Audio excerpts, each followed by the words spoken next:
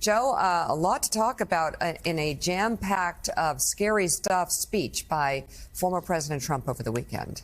Well, I mean, there's a lot to talk about. I mean, he just reveals more about himself. The Washington Post, of course, reported a few, I guess, last week that Donald Trump basically was making an enemies list and said that if he were elected president of the United States, he would use his position as president and start going after Democrats, start going after political enemies, start going after, and it sounded like arresting even his former lawyers who no longer defend him. So you have all that talk, but you've always had this fascist talk coming from him. And it was just a week or two ago that the Anti-Defamation League and many others were concerned when he was talking about immigrants, quote, poisoning the blood of America. And of course, that's, again, it's just sort of calls for racial purity, which, of course, I find absolutely fascinating since we are a nation of immigrants.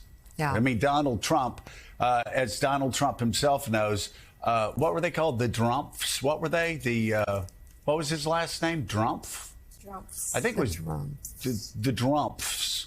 The Drumps came here from Germany when just having a name, Drumpf, and being from Germany was seen as anti-American and seen as poisoning the bloodstream of America. And now we're just going full on Hitler, talking about vermin. And of course, it's so interesting. I don't know who his spokesperson is, but one of these fat white pink boys that likes to talk tough goes, oh, it's just, they're triggered. We will crush them. They will be crushed. Their lives will be crushed.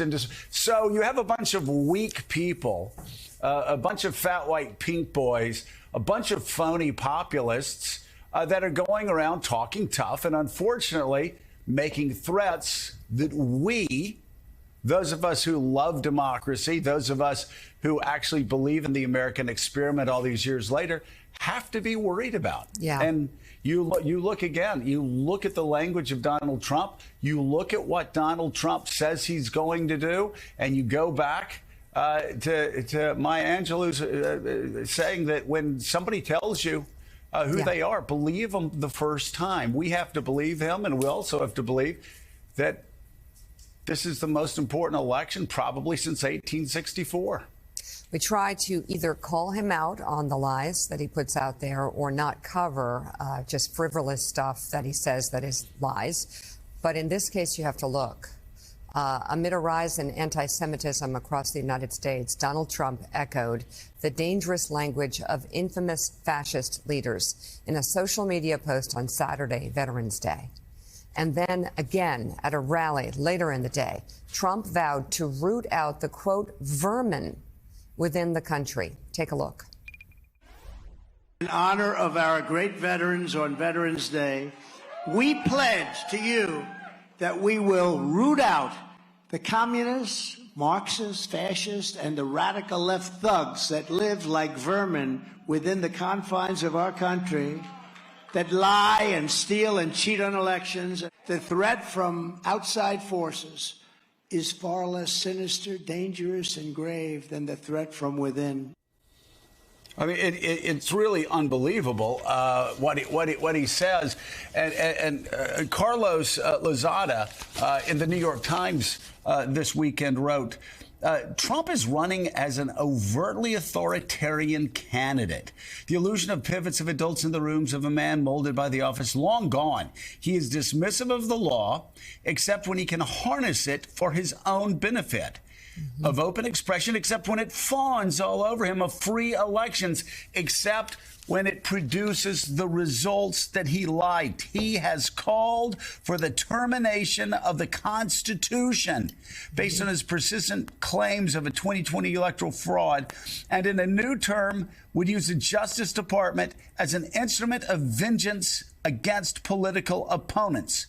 We know who Trump is and what he offers. That's Jim Vandehei, pretty good summary of a guy who is running as an authoritarian. No doubt. And I think what you talked about earlier is the most important point. We always get sidetracked sometimes by the rhetoric that Trump uses. He's being very, very specific with us about what he's going to do.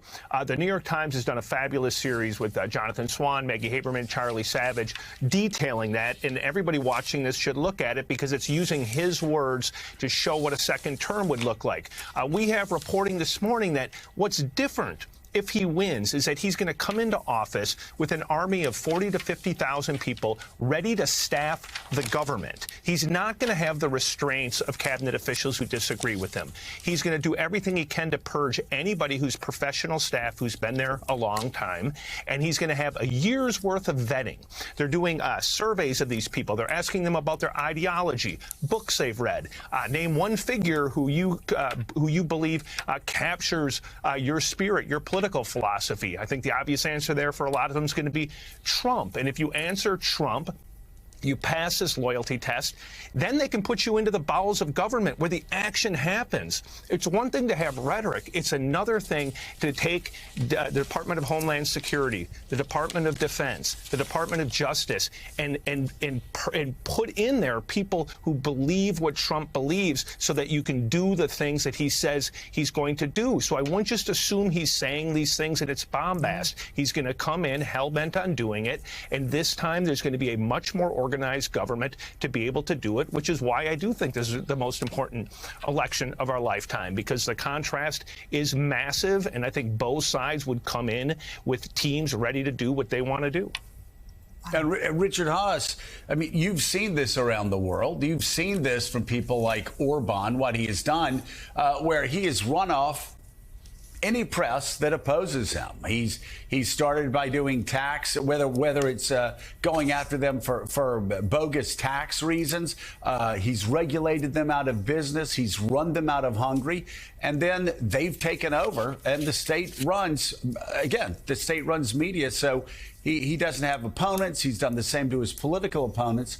And so you've seen this threat before. But again, with Donald Trump, you even take the FCC. He said he's going to bring all of that power into the White House so he can decide what newspapers, what TV shows, what networks he likes, what networks he doesn't like, and then, take them off the air if he doesn't want to take them off the air. And again, this, along with terminating the Constitution, this is what he is promising already. Yeah, we see it in places like Hungary. We see it in places like Turkey. It's interesting, Joe. We're living at a time where the big foreign policy stories are what? The invasions of democracies by Russia against Ukraine and Hamas against Israel.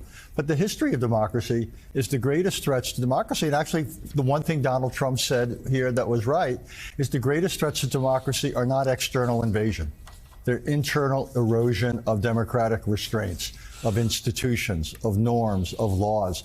And that's what Donald Trump represents. As great a threat as we have from China, Russia, you name it, the real threat to this country is from within, and I think you've just heard it.